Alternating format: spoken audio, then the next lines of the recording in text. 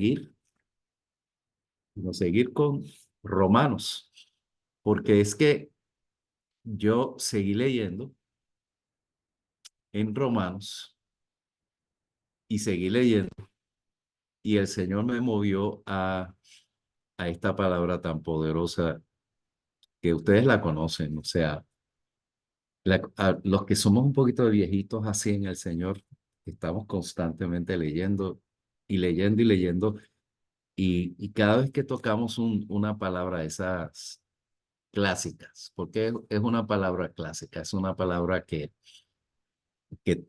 bueno, los viejitos en el Señor la hemos leído y leído y leído y leído. Y ya cuando ustedes ven el tema, renovando el entendimiento, la metamorfosis de nuestra mente, ya ustedes saben que estoy en Romanos 12. Romanos 12. Quiero decirles, antes de meternos en la palabra directamente, en Romanos 12, eh, me puse a leer Romanos 9 y Romanos 10 y Romanos 11.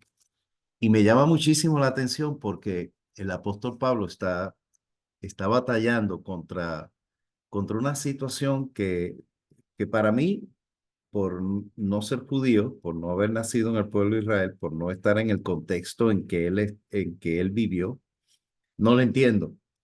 Pero es ese llanto que tiene el apóstol Pablo por su pueblo, por el pueblo de Israel.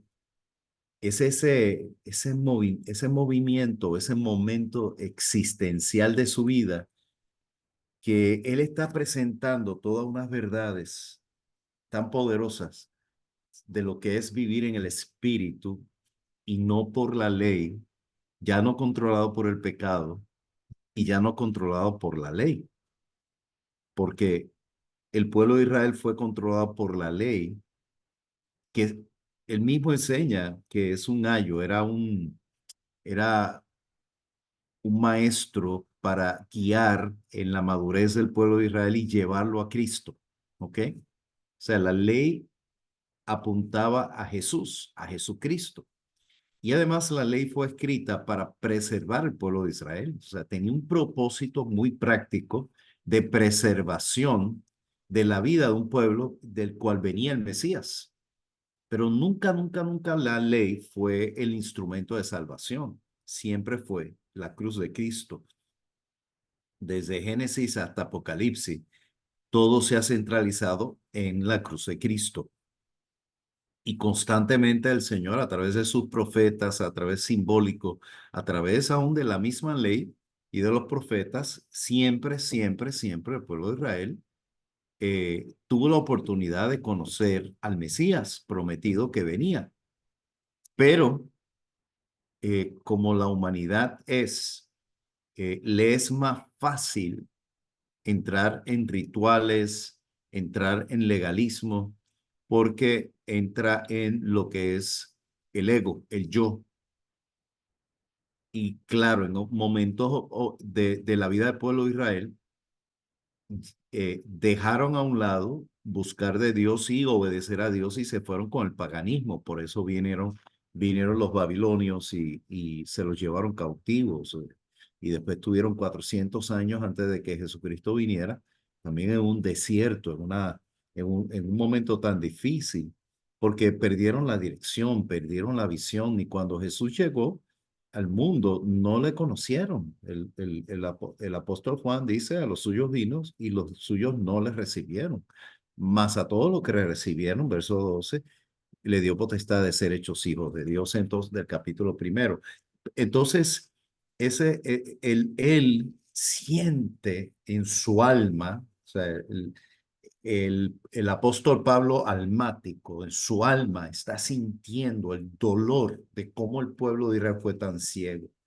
Dice que él daría hasta su propia vida para que el pueblo de Israel pudiera conocerlo, aunque hace una serie de interacciones diciendo no todos son israelitas y crean toda una teología porque él está hablando al pueblo de Israel para que entiendan claramente el mensaje de la gracia que es por medio de la fe. Entonces, aquí es que viene el capítulo 12. Y ese capítulo 12 hay que entenderlo en todo este contexto, amado, porque para nosotros poder eh, eh, recibir la revelación de la palabra, hay que entenderla en el contexto. Y esta palabra es tan y tan poderosa. Yo la puse en dos versiones. Estoy usando la Reina Valera del 60 porque primero lo aprendí así. O sea, esa fue la versión que yo crecí. Pero cuando me puse a ver todas las versiones, porque siempre me gusta, cuando voy a hacer un estudio, siempre me gusta leerla en diferentes versiones y me meto en el griego y busco la etimología de las palabras, qué quiso decir, cuál es la raíz, de dónde viene esa palabra, para poder entender realmente qué fue lo que el apóstol Pablo nos está transmitiendo, porque recuerden, el idioma, el lenguaje siempre trabaja con la cultura. eh, Pablo, un hebreo, pero instruido y enseñado en el mundo griego, maneja perfectamente los dos lenguajes. Pablo hasta acuñó palabras que para poder él traer un mensaje tuvo que inventarse una palabra y ponerla ahí en ese texto bíblico. Él era un hombre muy intelectual, era un hombre que tenía mucho conocimiento. Entonces, uno tiene que meterse y decir, Espíritu Santo, ¿qué realmente tú quieres hablar? ¿Qué nos está diciendo? ¿Qué Espíritu de Dios, en qué forma estás inspirando al apóstol Pablo para transferirnos algo que es un mensaje que es una revelación poderosa? Así que, hermanos, os ruego por las misericordias de Dios que presentéis vuestros cuerpos en sacrificio vivo, santo, agradable a Dios, que es vuestro culto racional. En la versión Biblia Viva, por esto, hermanos, tomando en cuenta el amor que Dios nos tiene, les ruego que cada uno de ustedes se entregue como sacrificio vivo y santo. Este es el único sacrificio que a Él le agrada. Es interesante, pongo esas dos versiones porque en el verso 12 no usa la palabra vuestros cuerpos, pero yo me meto en el griego y sí está la palabra cuerpo.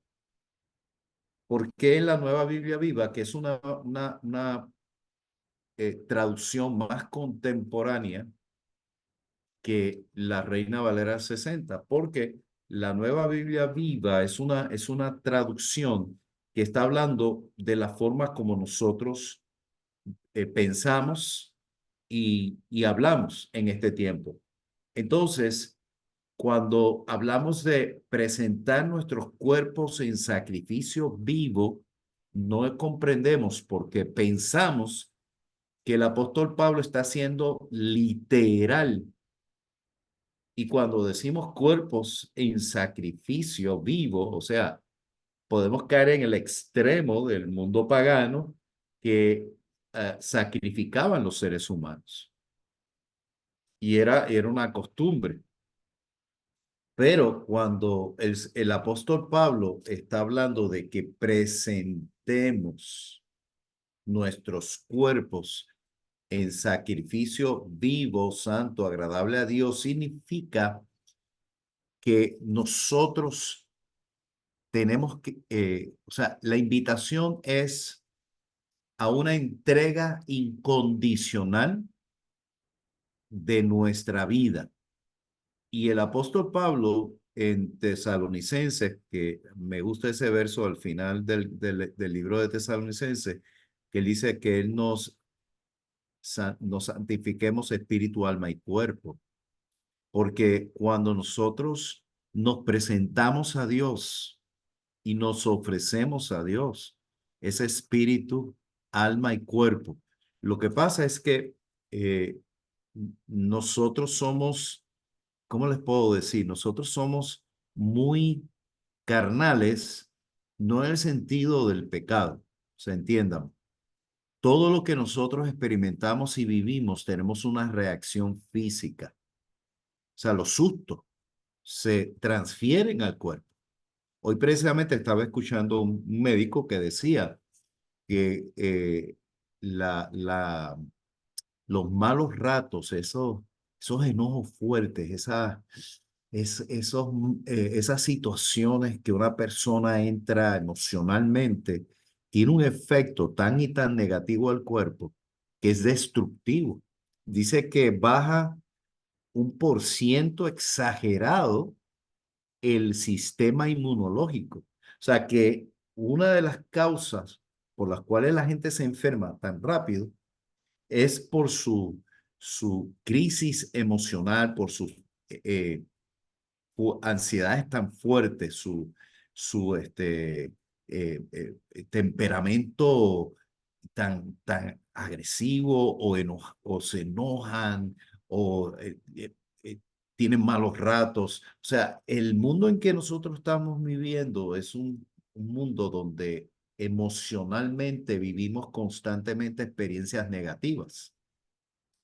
Y al no controlarnos y saber mantener un balance, un equilibrio emocional en nuestra vida y vivir realmente en lo que es el gozo del Señor, la paz de nuestro Señor, o sea, todos esos componentes que pone el Espíritu Santo en nosotros, lo que trae son consecuencias en la salud negativas, consecuencias negativas en nuestra salud.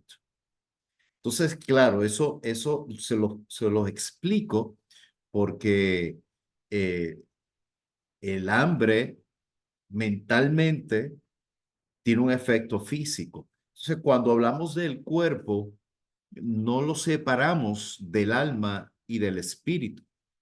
Es un todo, es una totalidad, pero la forma eh, tangible, gráfica, que el Espíritu Santo a través del apóstol Pablo nos está diciendo que tenemos que ofrecerle a Dios un sacrificio vivo, apartado, que eso lo significa santo, que agrade a Dios, porque a Dios no le agrada el sacrificio de cortarse la piel o de ponerse a caminar de rodillas una milla, que era lo que hacían antes los monjes y la gente religiosa. Ese tipo de sacrificio no agrada al Señor, porque él mismo lo dice. Él no quiere sacrificios, ese tipo de sacrificio. Él no le agrada ese tipo de sacrificio. Entonces, tiene que ser un sacrificio vivo, o sea, en vida, de vida. ¿Lo están captando? O sea, cuando es un sacrificio vivo, es que nosotros no estamos muriendo, no nos estamos restringiendo, no nos estamos hundiendo, que es la religión. La religión te enseña que la muerte, o sea, ya no vivo yo, ese yo tiene que morir. Todas esas palabras que están en las escrituras en el Nuevo Testamento se interpretan de forma incorrecta. Entonces, la gente empieza a perder la vida, la alegría, el sentido de lo que es la familia, disfrutar de irse a un campo, ver el mar, respirar hondo en un monte, comer comida rica. O sea, el sacrificio tiene que ser acompañado de vida. Entonces, no significa que el sacrificio es abstención de todo lo que el Señor nos ha entregado y nos ha puesto para vivir y disfrutar, sino que es el sacrificio en el sentido de una entrega incondicional al Señor. Y ahí es la línea finita, ¿ok? Entre religión, que es lo que el apóstol Pablo ha estado constantemente debatiendo, constantemente eliminando, que era la religión legalista. Pero ese sacrificio es el nosotros romper con una formación, aún desde pequeños, en todo el sentido de la palabra, para comenzar a vivir la vida de la fe en el Señor. Entonces, le cambia totalmente la perspectiva, porque no es negativo, es positivo, es una transformación de vida y significa que nosotros estamos apartados para Dios. La palabra santo, de nuevo, se convierte en un concepto negativo de abstención. ¿Se acuerdan que en el capítulo 8 le explicaba? Porque es que tenemos que entrar dentro del contexto de las enseñanzas.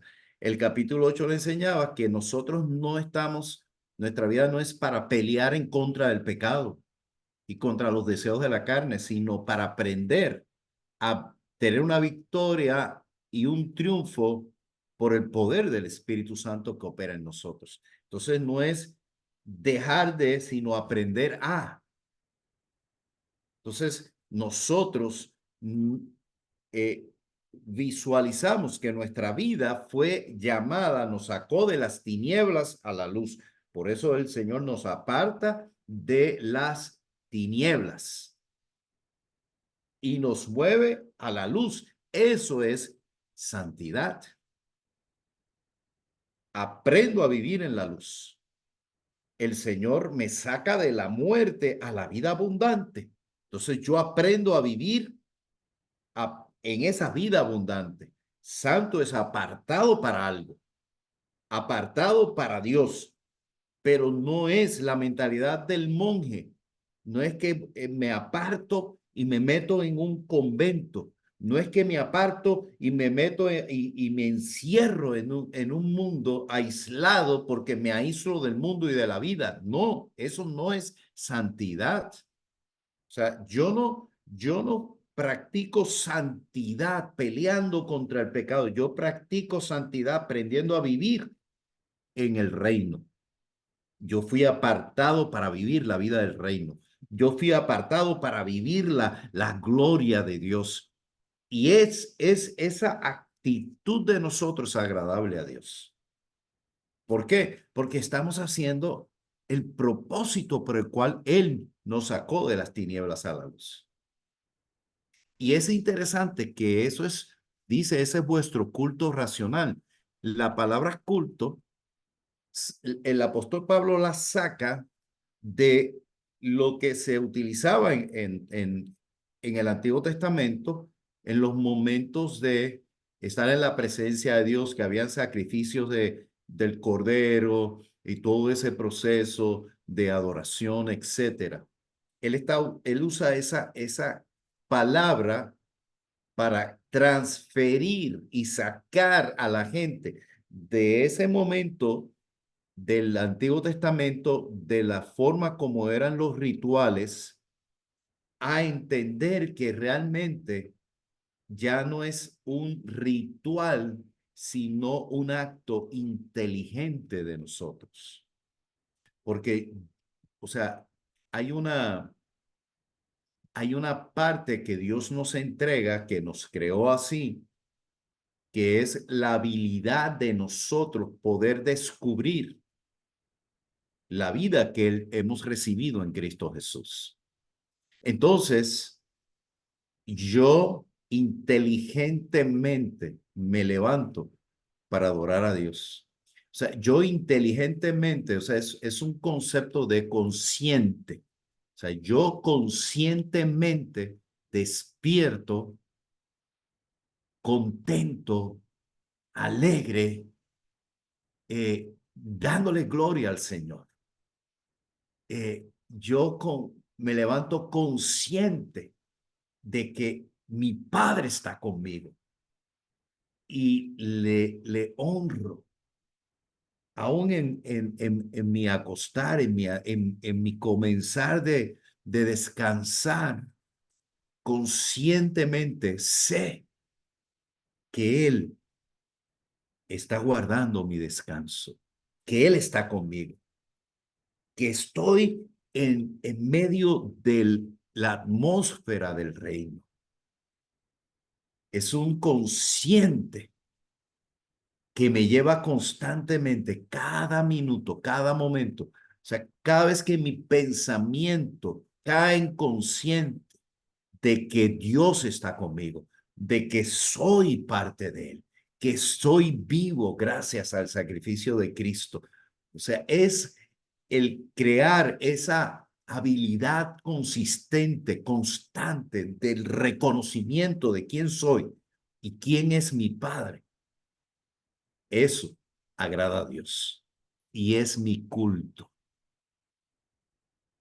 Y eso automáticamente cambia, amados y amadas, cambia completamente tu forma de vivir la vida. Porque lo que aprendimos es, ahora voy a sacar un tiempo para adorar. Prendo la música, pongo un cántico y uso un mecanismo que no quiero decir que eso es incorrecto, yo lo hago. Y hay canciones, hay alabanzas que me tocan, que me elevan tremendamente, como yo soy musical, como yo vibro en la música, o sea, a mí la música me levanta y no toda canción que está allá afuera, aunque sea una canción cristiana, me levanta. Hay canciones que me levantan.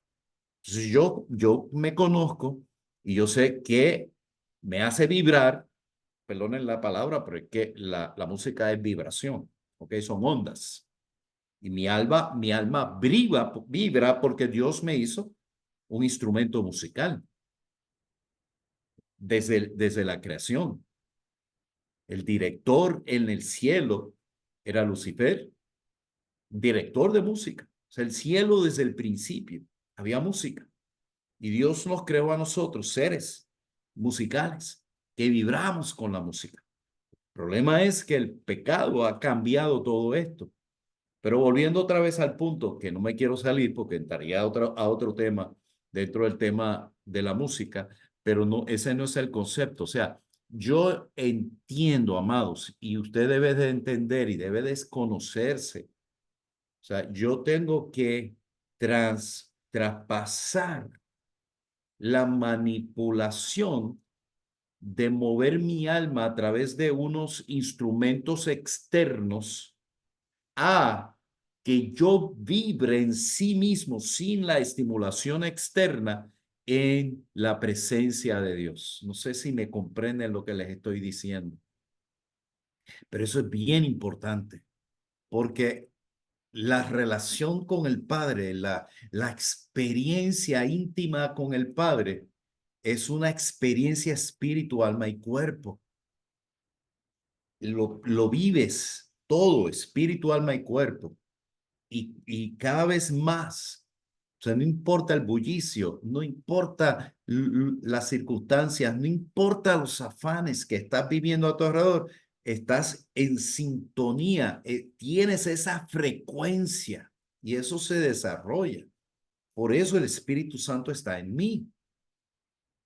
Y ahí es que yo eh, comprendo que por el Espíritu Santo estar dentro de mí, ya tengo esa relación íntima, ya tengo esa conexión íntima, ya está ahí.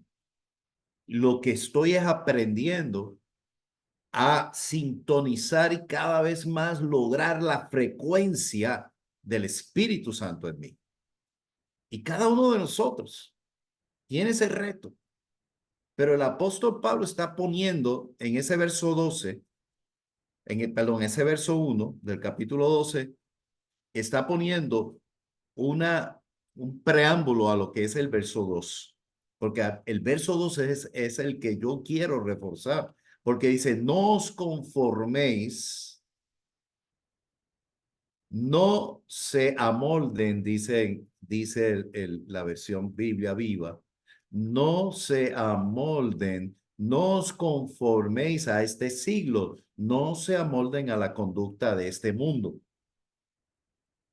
La palabra conformar y la palabra amoldar o amolden tienen mucha relación, porque cuando uno jugaba con la plasticina o como ustedes la llamen, que los niños hoy día también le compramos y todavía hacen sus figuritas y todo eso, hacen o sea, la plasticina tiene la habilidad de uno amoldarla y hacer una figura.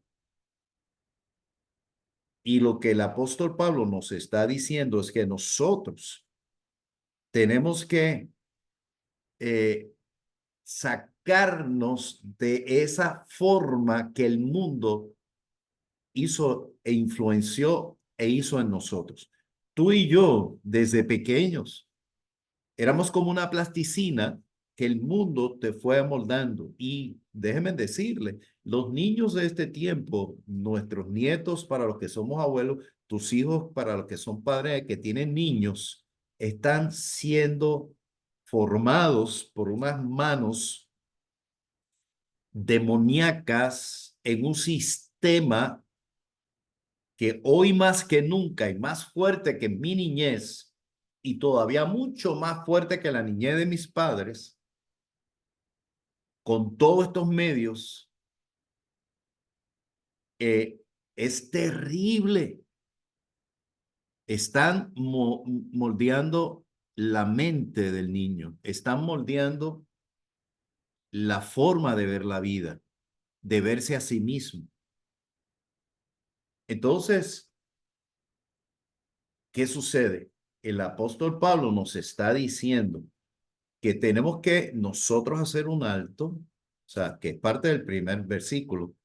Nosotros tenemos que hacer un alto y empezar a hacer un inventario, un auto examen, pero tengo que llegar y decir, es cierto, no es si es cierto, no, sí es cierto, no si es así en mí, no, sí es así en mí. O sea, yo tengo que saber y estar claro que definitivamente yo tengo que salirme del molde de la forma y entrar a una nueva forma. Pero la manera como el apóstol Pablo lo está diciendo es que usted tiene que hacerlo mediante que la metamorfosis, sino transformados. ¿Ok? Y esa versión de la Nueva Biblia Viva no me gusta mucho porque dicen, sean personas diferentes en cuanto a su conducta. No, no, no, no, no. No. Ahí ¿cómo se llama? Lo diluyó. No. La palabra gráfica es metamorfosis. O sea, la oruga convirtiéndose en mariposa. Entonces ya automáticamente eso es una revelación, eso es es un concepto gráfico para entender que tú y yo, para poder salirnos de el estancamiento, para salirnos de de esa, ese retraso, esa forma de antes, yo tengo que pasar por un cambio drástico. Tengo que dejar de arrastrarme y convertirme en esa mariposa que vuela preciosa con una habilidad que el gusano no tenía. Y hay que verlo así, porque ese concepto nos da a nosotros una ilustración y nos da a nosotros un futuro. Entonces, ¿cómo comienza eso? Renovando el entendimiento. Y la palabra entendimiento es la capacidad que todos nosotros tenemos de ver la vida. Es eh,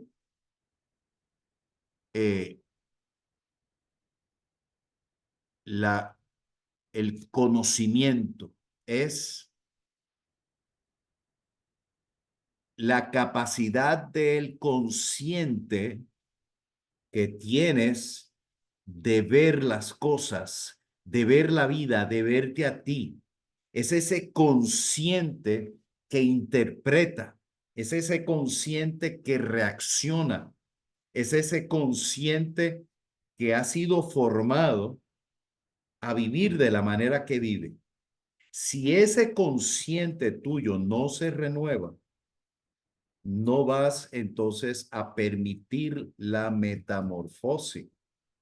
Entonces, amado y amada, yo personalmente tengo que reconocer que no puedo seguir haciendo lo que estoy haciendo, y no estoy hablando del pecado, no estoy hablando de, no, estoy hablando de que si yo me siento que me estoy arrastrando todavía, que sigo repitiendo lo que yo siempre he hecho toda mi vida, que sigo en un círculo vicioso como toda mi vida, y yo veo que estoy en un estancamiento, entonces yo tengo que concluir que yo tengo que cambiarme, salirme de ser una oruga a ser una mariposa por medio de un cambio de mi consciente, de cómo yo veo la vida, cómo yo entiendo las cosas.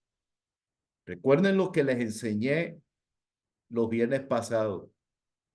Tú no peleas contra tus limitaciones. Tú aprendes a las habilidades que el Espíritu Santo te ha entregado.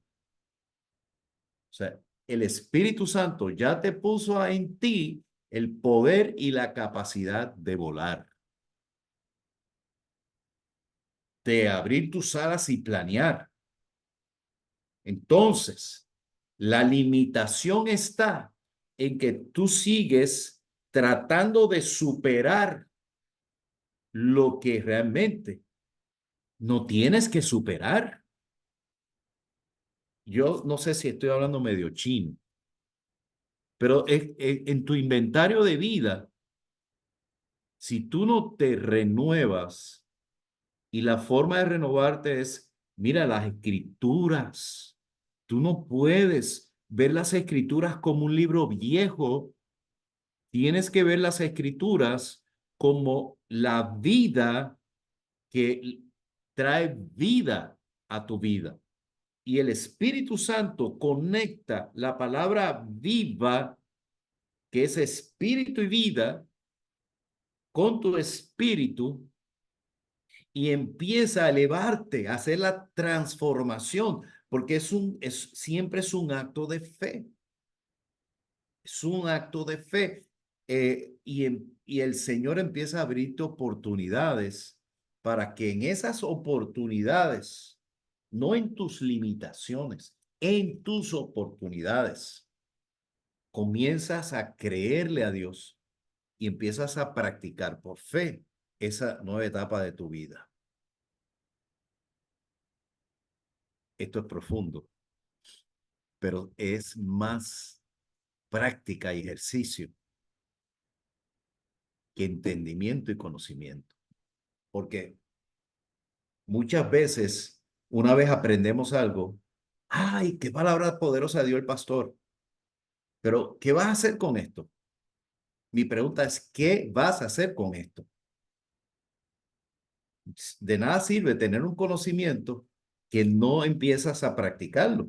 Entonces, tienes que organizarte.